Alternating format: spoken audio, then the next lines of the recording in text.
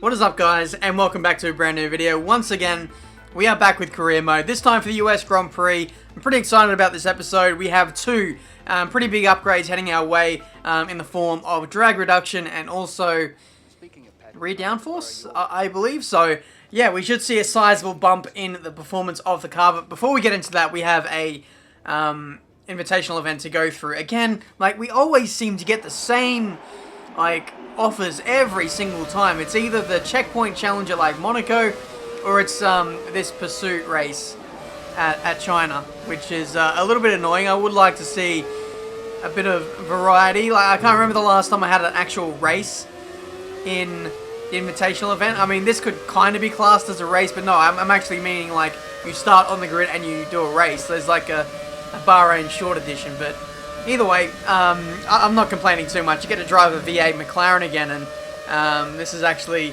really awesome to kind of start off my game session with this. This is my kind of warm-up before getting into the weekend, and you can see here going 3 wide down the back straight. That was really intense and broke really late into that hairpin corner. This car was really good under brakes for some reason, a lot better than the 2017 cars, and just felt really confidence inspiring. Here you can see the 3 wide moment. This is almost like was it Mika Hakkinen and like Schumacher at Spa? That kind of reminded me of that, but we come across the line.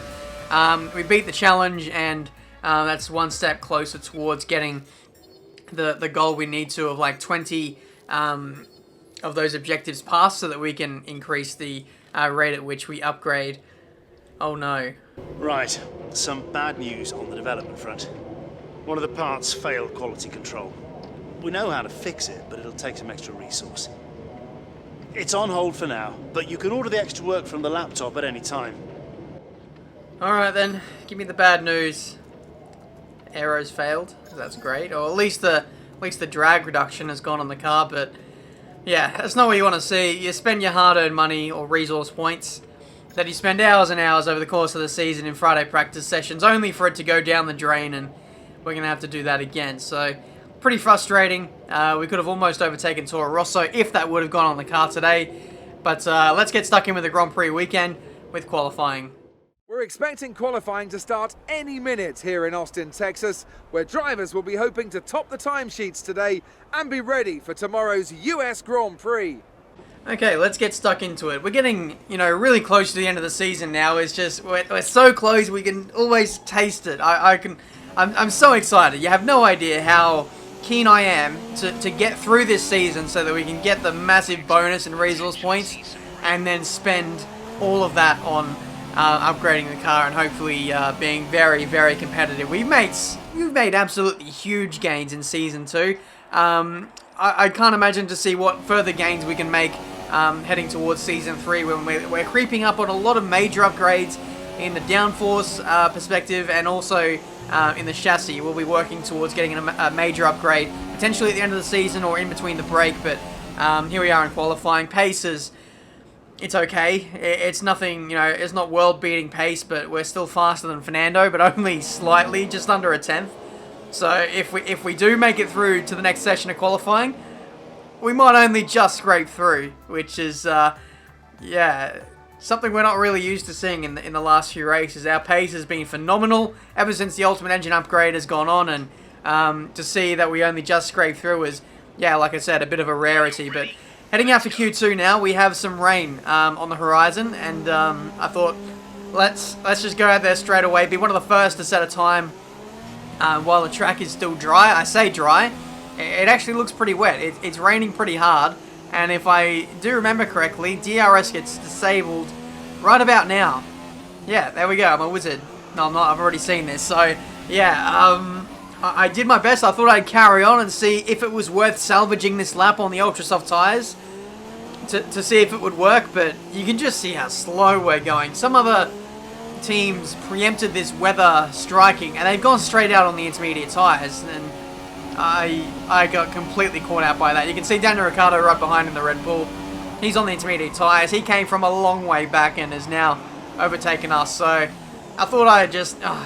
I still wanted to press on just to see if I could get something out of it, but clearly tyre is not right for these conditions, and we go 12 seconds slower than Daniel Ricciardo, so that was a good 5 or so minutes wasted in that one attempt right there. But heading back out now on Inter's team radio. It looks like we'll be running on a dry track soon. Back to dry shortly. And just as we go back out on the track, on a set of intermediate tyres, when you think it's wet, it's actually drying up again. And we have 4 minutes left to go in this session. So we've been hit with a bit of a curveball here. Palmer is gone out on dry tyres. And he is another one of those guys, one of the teams, who has preempted the weather changing again. So, like, we've honestly pretty much thrown away this entire qualifying 2 session. There's just under 3 minutes to go. We're not going to improve. People are already out on dry tyres, so let's bring it back in and see if we can salvage this disaster, because right now we're nowhere in qualifying. We're 12 seconds slower than bloody everyone, and now we need to rush out there, get the dry tyres on, set a time, and salvage this Q2 session. Fernando is in the top 10, and he's absolutely flying, so he's got nothing to complain about. But my side of the garage, things are pretty stressful. And the tyre, who cares about the tyre blankets? Get these tyres off, get the dry tyres on, and let's get on with this. It's like these guys don't know that we're in a rush and we're pressed for time. We've got near enough to 2 minutes left in this session, and I still need to change the fuel load. I need to flick to the dry tyres. There's 1 minute and 40 seconds left to go. I'm not too sure if we're actually going to make it out there, but I'm still going to press on and see if I can do my best.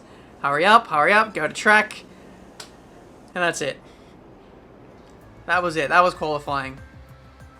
My incompetent pit crew took about 2 minutes to get me in and change tyres. So that was it.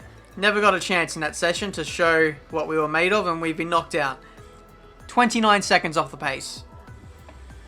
If anything, that looks pretty realistic. But there you go. Probably the worst qualifying session you will ever see. I know, it sounds so depressing. I'm sorry. I'll try and pick up the mood though, but Fernando made it through to Q3. I think he was in P6 or something like that, so at least he can fly the flag for McLaren for once, but we've built up enough resource points to do the rear downforce upgrade, and we'll get on to doing that pretty much right now, and that should go on the car in time for the Mexican Grand Prix next time out. That's a weird track, that one. You kind of need a lot of downforce at that place. Surprisingly, even with the massively long straight, it does help out a lot. So, yeah, that's qualifying. We've got a lot of work to do. Hopefully in the race, we can move forward. Not one of the easiest days to go racing. It's damp, it's slippery, there's dark clouds as far as the eye can see. The rain is here then, and that's going to take away a lot of the grip, Anthony Davidson, and make turn 1 very interesting indeed. Yeah, it's these kind of conditions where you can go in with one of two mindsets.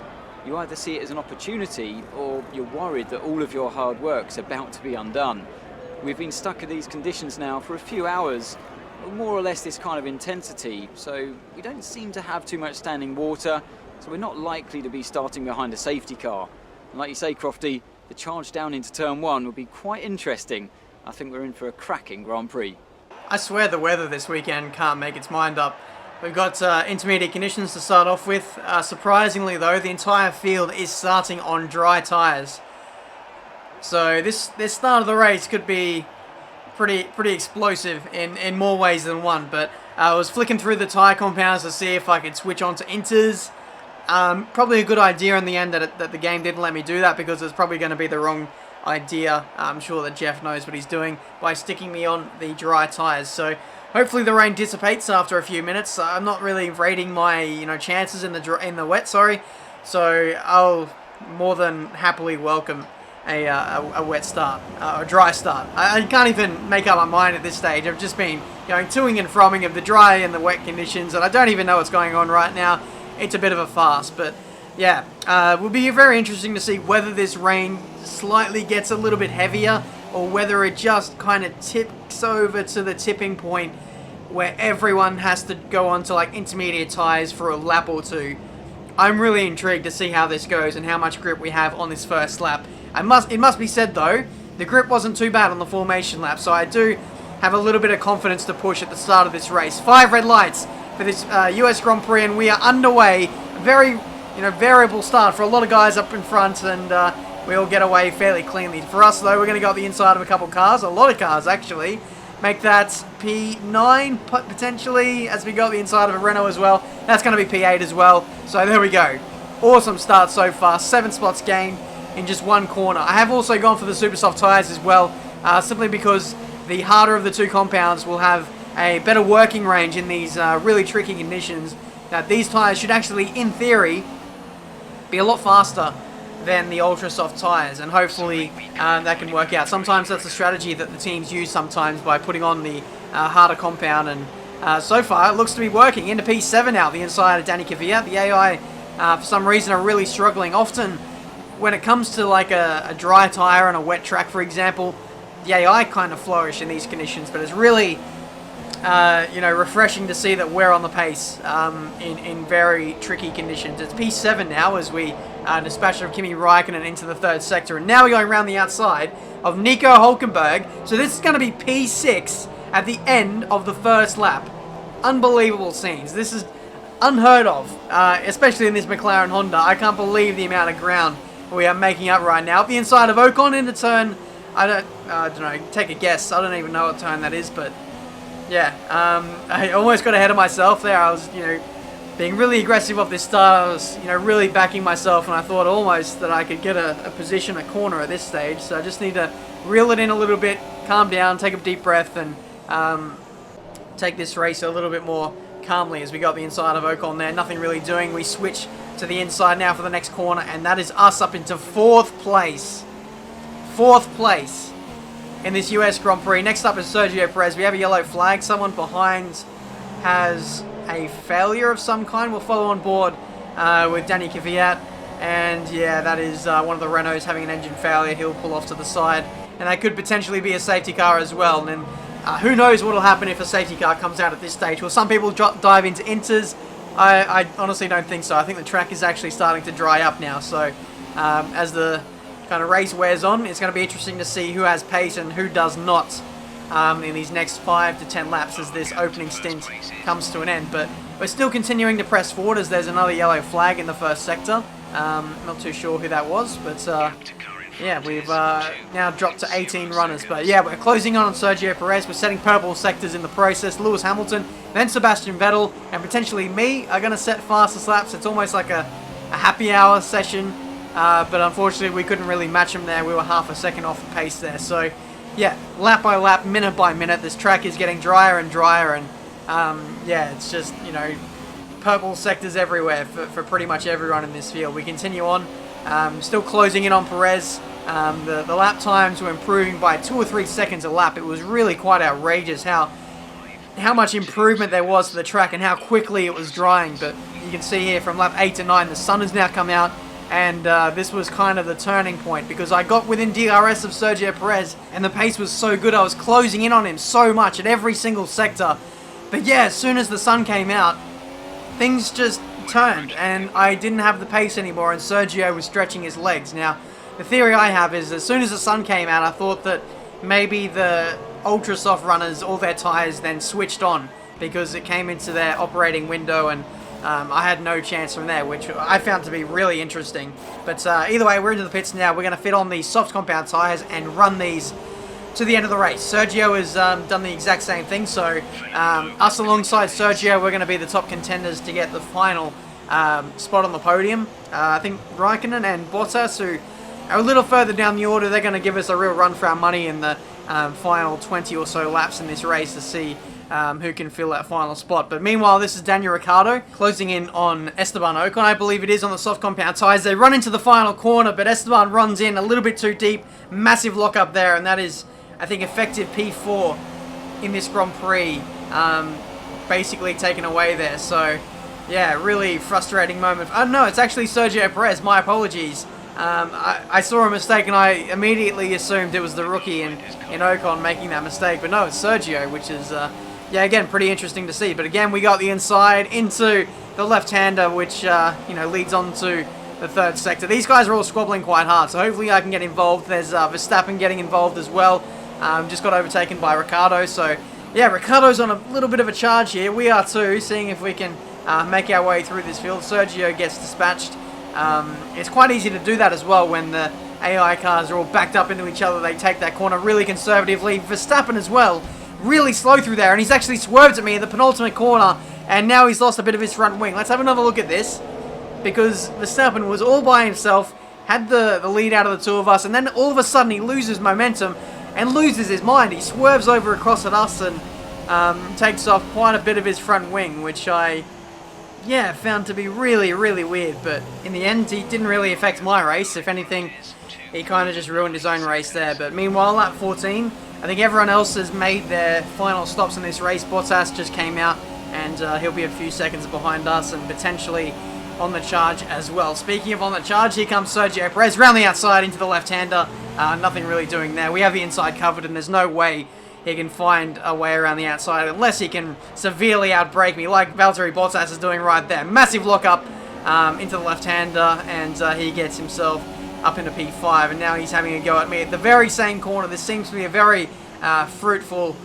hunting ground for Bottas, but unfortunately on that occasion, kind of lost out there. We hung him out to dry, and Sergio Perez managed to get him back there. So really important for us to put a car between us and the Mercedes. I make a major mistake there. Sergio goes to the outside through the third sector. You always see some iconic, side-by-side battling into this corner, and again it continues in this career mode episode. Bottas, of course, finds a way around the Force India of Sergio Perez, and this is how he did it. Up the inside into the third sector. No, he's actually spun him out. Oh no, Valtteri, he can't do that. He's actually mugged him off, and he's left him stranded in the infield, and Sergio Perez has lost, I don't know, a good 10 seconds there. There might be potentially a penalty heading the way of Valtteri Bottas, maybe a drive-through penalty. Either way, there is a massive cloud over his head. There's another one as well over Sebastian Vettel's head. He is out of this US Grand Prix, and now we find ourselves in second place with just 9 laps to go. I don't know how we do this, but every episode we find ourselves in a really, really solid position, in the podium positions again, and it's just because of the misfortune of other drivers. I don't know, our car does not belong on the podium, but yet we find ourselves here race after race after race. But we still have a long way to go, though. We have a lot of defending if we want to stay on this podium. So I think Valtteri just dives up the inside there into the third sector very forcefully. He probably knows he's got a penalty looming over his head, and so he's got to get a move on. He's got to get that gap, and hopefully after a drive-through penalty or something like that, he might emerge in front of us again. But yeah, there you go. Not going to lie, it was a pretty nice move, very forceful. I don't mind the AI being a little bit aggressive from time to time. It makes for some more, exciting racing, so I actually welcome it, in all honesty, because far too often they're just a little too passive and they just let you go a little too often. So yeah, any kind of aggression that the AI show is really welcome from me. But 5 laps to go in this race. We're having to manage quite a lot of things now. Not only the drivers behind us, our power unit is starting to get on a bit. As soon as it gets over 50%, you start to lose a little bit in a straight line. I think our ICE is now tipped over. That same too with our MG UK. We have been relying very heavily on the rich engine mixture, and that always takes a toll on the MG UK as well. We're having to manage the tyres. I think they're around the 70% tyre wear mark, and when you get above 75%, 80%, that's when the punctures start to come into effect, and that it's always going to be a factor when you do the one stop. You're always risking tyre punctures. So it's the risk versus reward. If if I can potentially get a podium, then I'm going to stretch the tyres as far as I can get them. But I'm really putting them through a beating right now, trying to keep Daniel Ricciardo at bay with the fresh super soft tyres. He's got massive pace. He doesn't really have the fastest car in a straight line, which is why we're still in this battle. But we are really menacing these tyres in the corners, just trying to stay in front of this Red Bull, going deep under brakes, trying to get on the power as early as I can. That's another mistake through the third sector, and Daniel tries to go round the outside through that third sector section, but he can't quite get the move done. My car was kind of just parked there on the apex, and he couldn't quite get the move done. Again, our power unit's starting to really show its age now. I haven't been working on the reliability, I know that, but I've been sacrificing that just so that we can get the pure performance out of this car, and right now it's working. We're still in third place. The tyres are just 1 percentile away from that dangerous 75% and failure rate, but there we go. Through the final corner, another massive lockup. It is going to be another podium in this career mode series. I can't believe it. Top job, my friend, top job. I was a bit worried about this one at the start of the weekend, but you pulled through. Thank you. And here are our podium drivers today after that excellent race. They've excelled here, as they so often do, and it's a well-deserved victory. Mercedes then are on top today. I can breathe. I can relax. I can chill. We've got third place at the US Grand Prix. Mercedes get a 1-2. But man, I really had to work hard for that one. Daniel Ricciardo was really putting me under pressure into some of those braking zones at the end of the straights. But in the end, it is third place and 15 points. I don't care about the 1 minute plus gap to Lewis Hamilton in the front. The Mercedes is in a completely different league. But yeah, on days like this when we can, make the most of our opportunities. The weekend did not start off that well. Qualifying was an absolute struggle. We got screwed over by the changeable conditions, but to come home in the end with some really solid points, I am really, really happy with that. And once again, we overtake Max Verstappen once again, holding down 5th place still in the drivers' standings. Not only the drivers, but the constructors as well. Force India, I think, outscored us just by a couple of points, so we're still keeping that, constructors fight alive. I'm just hoping that, Fernando can back me up again. He didn't get a good weekend. He didn't get a good Sunday. He qualified well. He was like P6 in Q2. But, again, he just doesn't get off the line very well. He gets mugged in a straight line, and from there the race goes a bit downhill. So, yeah, I think it's going to be entirely down to us if we want to overcome Force India for 4th in the constructors' standings. But we got another core competency, pit stop efficiency. We've performed 50 pit stops now over the 36 episodes we've recorded so far. So that means we have like a further 10% reduction in pit stop time. So that'll definitely come in handy, especially in Season 3 when we want to be a title contender. Sometimes that could be the difference between a position or two, but yeah, there we go. We've got a rear downforce upgrade heading our way for the next race, the Mexican Grand Prix. And that'll be a welcome upgrade as well. But guys, that has been this episode for today.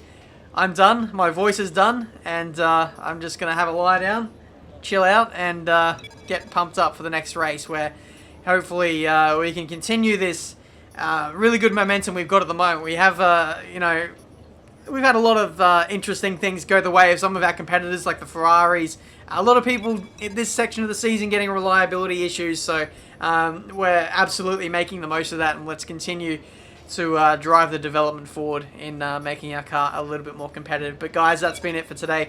Leave a like if you enjoyed, subscribe to the channel if you're new to see plenty more F1 2017 content. Until the next one, the Mexican Grand Prix, I'll see you guys next time.